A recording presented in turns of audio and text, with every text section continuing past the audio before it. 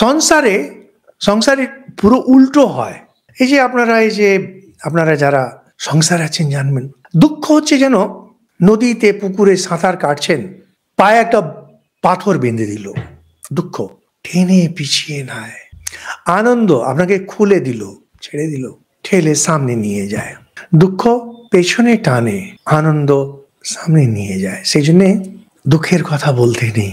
বাইবেলে জিসাস এত সুন্দর বলছেন যে বরযাত্রী গেছে, বর যতক্ষণ আছে বরযাত্রীরা দুঃখ কেন করবে। সুবোধানন্দ মহারাজ, খোকা মহারাজ ঠাকুরের কাছে, ঠাকুর ওকে বলছেন, এই খালি হই হই করছিস, একটু জপ ধ্যান করিস না।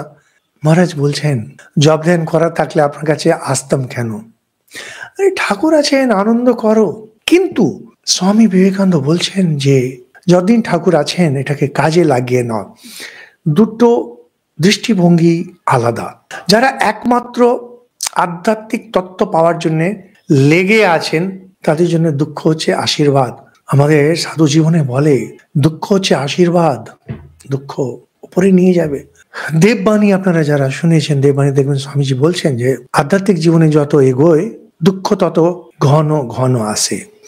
সংসারীদের জন্য এটা ভালো না। তেমনি সংসারীদের সামনে বৈরাগ্যের কথা বেশি বলতে নেই। পুরুষার্থের মধ্যে সেই ধর্ম অর্থ কাম, এটাই হচ্ছে পুরুষার্থ।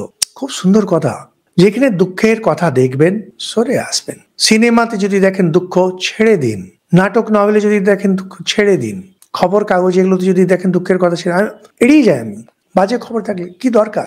আরে আমার এমনি এত মন বেশি আছে, আবার নতুন করে কি নেব সেখানে? বলে কেন? জগতের যে বাস্তব সেটা দেখবেন না? আরে জগতের বাস্তব তো হলো আমরা ঈশ্বরের সন্তান, আনন্দের পুত্র।